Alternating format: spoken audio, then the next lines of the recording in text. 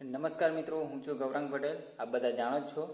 તો ધોરણ 11 સમાજશાસ્ત્રની અંદર આપણે ગયા પાઠની અંદર સમાજશાસ્ત્રનો પરિચય મેળવી લીધો. તો આજે આપણે વાત કરીશું ધોરણ 11 સમાજશાસ્ત્રની અંદર પાઠ 2, જેની અંદર આપણે સમાજશાસ્ત્રના મૂળભૂત ખ્યાલો વિશે આપણે સમજૂતી મેળવીશું. અને જો વિદ્યાર્થી મિત્રો આપ આ ચેનલ પર નવા છો તો આ ચેનલને સબસ્ક્રાઈબ કરો, લાઈક કરો, શેર કરો અને જેમ બને તેમ દરેક વિદ્યાર્થી મિત્રો સુધી પહોંચાડો. બરાબર?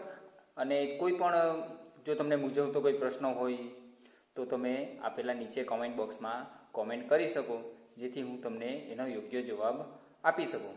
તો ચાલો મિત્રો, આપણે આ વિડીયોને શરૂ કરીએ.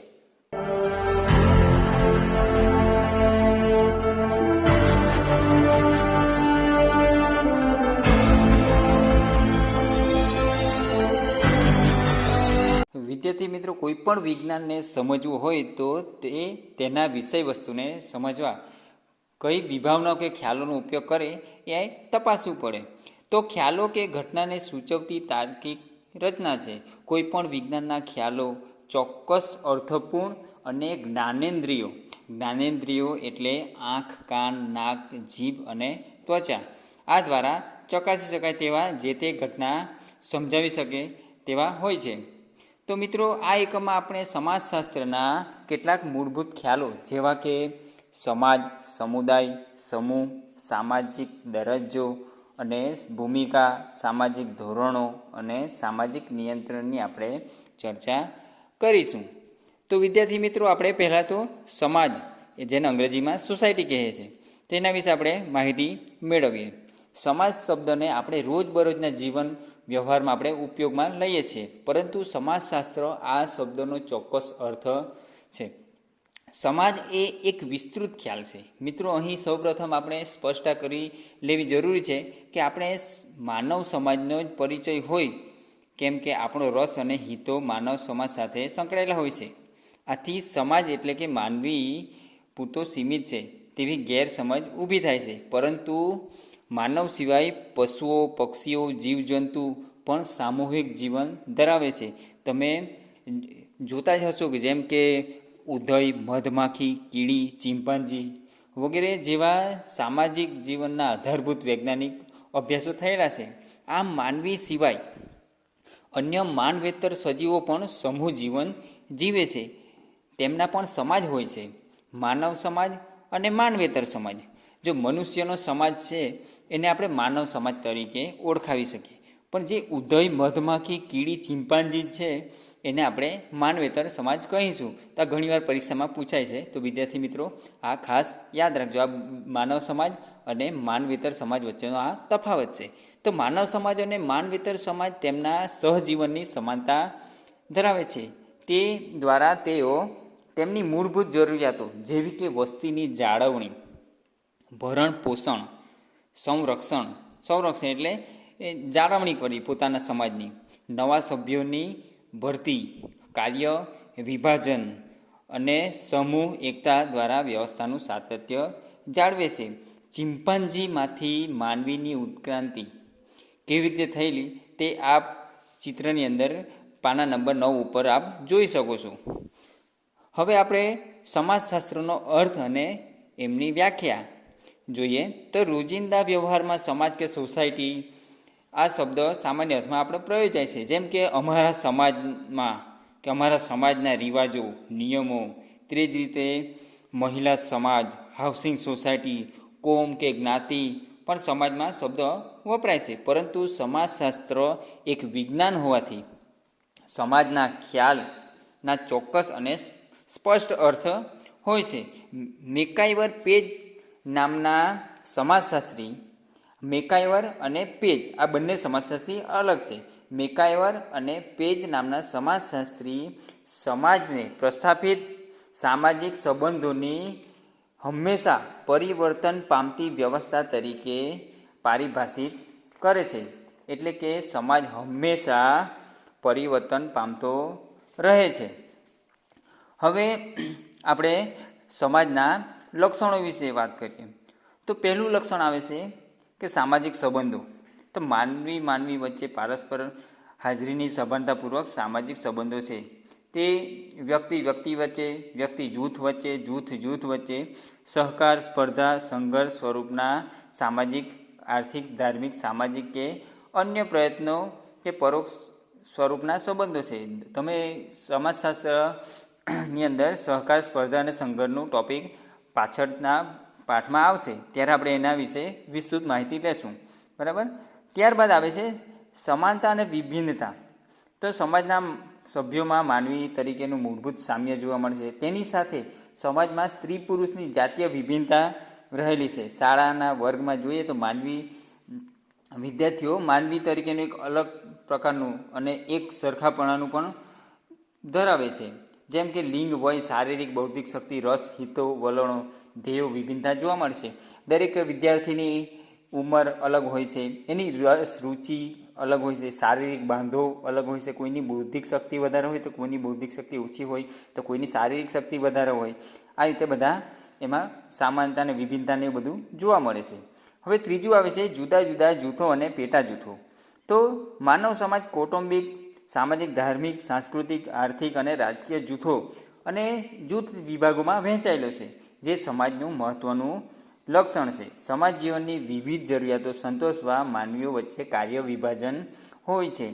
કાર્ય વિભાજન એટલે કે આપણા ઘરમાં જોઈએ તો સૌથી વધારે ઘરનું કામ એટલે કે રસોઈ બનાવવી, કપડાં ધોવા, વાસણ સાફ કરવા, એ કામ મહિલાઓ કરે છે, એટલે કે આપણી માતાઓ કરે છે કે બહેન કરે છે. જ્યારે ખેતીવાડીનું કામ, ધંધા રોજગારનું કામ પુરુષ કરે છે, આપણા પિતા, ભાઈ કે કાકા જે પણ હોય છે. તો આને કહેવાય છે શ્રમ વિભાજન, એટલે કાર્યમાં બધાએ વહેંચણી કરેલી હોય છે, એને કહેવાય છે કાર્ય વિભાજન. હવે ચોથું જોઈએ કે સામાજિક નિયંત્રણ. તો જુદી જુદી સામાજિક પરિસ્થિતિમાં વ્યક્તિ કઈ રીતે વર્તી શકે, કઈ રીતે વર્તી ન શકે, તે દર્શાવતી ધોરણાત્મક વ્યવસ્થા કે સમાજમાં હોય છે, એટલે કે નીતિ નિયમો હોય છે. તો આને આપણે સામાજિક નિયંત્રણ કહીશું. આપણે જોઈએ છે કે લોકનીતિ, રિવાજો, ફેશન, કાયદાઓ, શિષ્ટાચાર વગેરે માનવીનું ઘડતર અને નિયંત્રણ કરે છે. દરેક સમાજમાં અમુક નીતિ નિયમો હોય છે કે આ કરવું, આ ના કરવું, આ કરી શકાય, આ ના કરી શકાય. બરાબર. તો આ નીતિ નિયમો આપણને સમાજમાં જોવા મળે છે. પાંચમું છે સાતત્ય. તો સામાજિક નિયંત્રણની પદ્ધતિ સમાજમાં સાતત્યને ટકાવી રાખે છે. લગ્ન અને કુટુંબ સંસ્થાઓ સમાજના સાતત્યમાં મદદરૂપ થાય છે. સામાજિકકરણની પ્રક્રિયા દ્વારા કુટુંબ પેઢી દર પેઢી સામાજિક સાંસ્કૃતિક વારસાનું આંતરીકરણ કરી સમાજનું જે સાતત્ય છે એને ટકાવી રાખવાનું કામ કરે છે. આપણે ધોરણ 10ની અંદર સામાજિક આપણે ભવ્ય વારસો, સાંસ્કૃતિક વારસાનું તમે ભણી ગયા છો. એની અંદર વારસાની અંદર તમે ભણી ગયા છો કે એની અંદર હાથોહાથ જે હસ્તાંતરિત થઈ, એટલે કે વડીલો તરફથી આપણા પિતાને વારસો મળે છે, પિતા તરફથી આપણને મળે છે, અને આપણા પરથી આપણી આવનાર પેઢીને મળે છે. તો આ રીતે પેઢી દર પેઢી સામાજિક સાંસ્કૃતિક વારસાનું આંતરીકરણ થઈ શકે છે અને સમાજ ટકી શકે છે. અને છઠ્ઠું છે પરિવર્તન. તો સમાજના સાતત્યની સાથે તેમાં પરિવર્તન આવે છે. સમયે અને સમાજે પરિવર્તનની ગતિમાં તફાવત હોય છે. કોઈવાર પરિવર્તન ઝડપથી આવતું હોય છે તો ઘણીવાર ધીમું પણ આવતું હોય છે. બરાબર. તો આ એક એનું અવિભાજ્ય લક્ષણ છે. હવે આપણે જોશું સમુદાય. તો ઐતિહાસિક સંદર્ભમાં જોઈએ તો માનવી જ્યારે પૃથ્વી પર જીવનની શરૂઆત કરી ત્યારે તે શિકાર આધારિત ભટકતું જીવન જીવતો હતો. આદિમાનવ જેનું આપણે ઉદાહરણ લઈ શકીએ. ધીમે ધીમે તેમણે ચોક્કસ સ્થળ પસંદ કરી તેણે સ્થાયી નિવાસવાળું જીવન જીવવાનું શરૂ કર્યું. ત્યારથી તે સ્થળ કે પ્રદેશ આધારિત સમાજ જીવન સમુદાયમાં બદલાયું. કોઈ પણ સમાજમાં આવા અનેક સમુદાય હોય છે, જેવા કે ગ્રામ સમુદાય, નગર સમુદાય.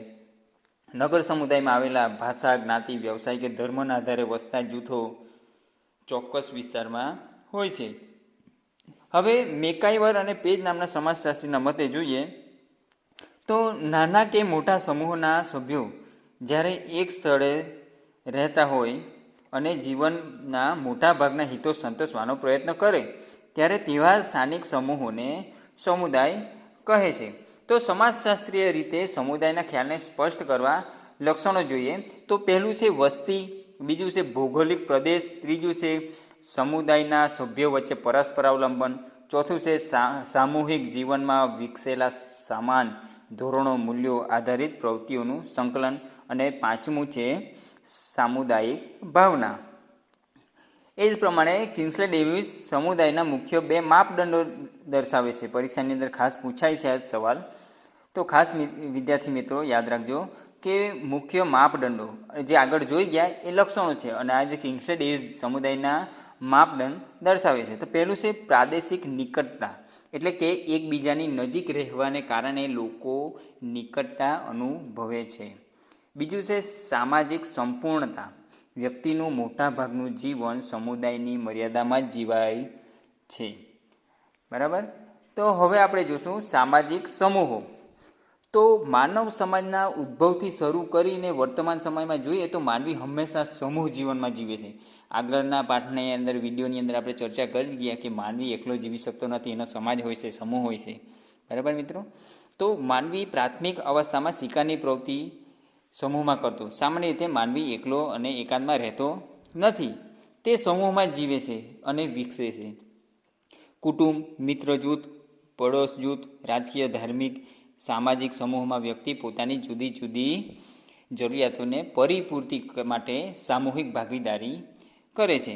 ટૂંકમાં કહીએ તો સમાન પ્રકારની હોવાની આ સભાનતા અને સામૂહિક ધ્યેયની કે ઉદ્દેશ્યની પૂર્તિ માટે એકબીજા સાથે આંતરક્રિયામાં આવનાર વ્યક્તિઓને સમૂહ કહે છે. આંતરક્રિયા એટલે કે 2 કે તેથી વધારે વ્યક્તિ વચ્ચે થતી ક્રિયાને આંતરક્રિયા કહેવાય છે મિત્રો. આ ખાસ યાદ રાખજો. જેમ કે મિત્ર જૂથ, સગપણ સમૂહ, વર્ગ, જ્ઞાતિ, મંડળ, ધર્મ, સ્થાનમાં ભેગા મળીને ઉપાસના કરતા લોકો વગેરે. બરાબર. હવે આપણે સમાજશાસ્ત્રી રીતે સામાજિક સમૂહના લક્ષણો જોઈએ. તો પહેલું લક્ષણ છે 2 કે તેથી વધુ વ્યક્તિઓ, એટલે કે મિત્ર જૂથ અને રમત જૂથ. તમે રમત રમતા હોય ત્યારે 2 જૂથો જોવા મળે છે. બીજું છે સમાન હોવાની ભાવના કે સભાનતા, એટલે એક જ જ્ઞાતિ, ધર્મ કે કોમના સભ્યો. અને ત્રીજું છે સામૂહિક પ્રકારનો ઉદ્દેશ કે હેતુ, એટલે પ્રેક્ષક સમૂહ.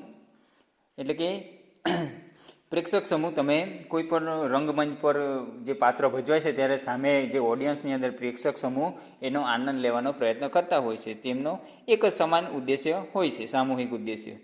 ચોથું છે સામાજિક આંતરક્રિયા. તો સ્વચ્છતા અભિયાન અંતર્ગત કામ કરતા લોકો, બરાબર, એકબીજાને સહકાર આપીને સમૂહ ક્રિયા કરીને એ લોકો આ અભિયાનને પરિપૂર્ણ કરતા હોય છે. તો આ લોકો. હવે જોઈએ તો મંડળ. તો મંડળ એ એક સામાજિક સમૂહ છે કે જેમાં લોકો સભાનતાપૂર્વક સામૂહિક હિતની પૂર્તિ માટે કોઈ એક ચોક્કસ સંગઠિત રીતે એકબીજા સાથે આંતરક્રિયા કરે છે. જેમ કે કામદાર મંડળો, યુવક મંડળો, મહિલા મંડળ, વેપારી મંડળ, શિક્ષક મંડળ વગેરે જેવા ઉદાહરણો જોવા મળે છે. બીજું છે વર્ગ. સમાજમાં આર્થિક પરિસ્થિતિને આધારે લોકો જુદા જુદા વિભાગોમાં વહેંચાયેલા હોય છે. જેમ કે ઉચ્ચ વર્ગ એટલે કે શ્રીમંત વર્ગ, મધ્યમ વર્ગ, ગરીબ વર્ગ, જેઓનો તેમના આર્થિક વર્ગ આધારિત સમાન દરજ્જો આપણે જોઈ શકાય. હવે ત્રીજું છે જ્ઞાતિ એટલે કે કાસ્ટ. વૈશ્વિક કક્ષાએ જ્ઞાતિ સમૂહો માત્ર ભારતમાં અને ખાસ કરીને હિન્દુ ધર્મમાં જોવા મળે છે. રિઝલ નામના જે સમાજશાસ્ત્રી છે એમના મત પ્રમાણે ભારતમાં આજે 3000થી પણ વધુ જ્ઞાતિઓ, મુખ્ય જ્ઞાતિઓ છે. MN શ્રીનિવાસના મત પ્રમાણે ભારતમાં જ્ઞાતિઓ હિન્દુ સમાજની વર્ણ વ્યવસ્થામાંથી ઉતરી આવી છે. વર્ણ વ્યવસ્થા બ્રાહ્મણ, ક્ષત્રિય, વૈશ્ય અને શૂદ્ર. આ વર્ણ વ્યવસ્થા આપણે આગળ ભણી ગયા છે સામાજિક વિજ્ઞાનની અંદર. બરાબર. જે હિન્દુઓમાં પ્રત્યેક વ્યક્તિને જન્મતાની સાથે જ જ્ઞાતિનું સભ્યપદ આપોઆપ મળે છે. બરાબર. એટલે કે જે પણ વ્યક્તિ જન્મ લે છે તો કોઈને કોઈ કુટુંબમાં જન્મ લે છે, એ આપોઆપ એને જ્ઞાતિનું સભ્યપદ મળે છે. બરાબર. તો ચાલો મિત્રો, તો આપને આ વિડીયોની અંદર સારી રીતે સમજ પડી હશે, અને ના સમજ પડી હોય તો નીચે કમેન્ટ બોક્સમાં આપનો પ્રશ્ન લખી શકો, જેથી હું તમને યોગ્ય જવાબ આપું. બરાબર. તો આપનો આ વિડીયો જોવા બદલ આપ સર્વ મિત્રોનો આભાર.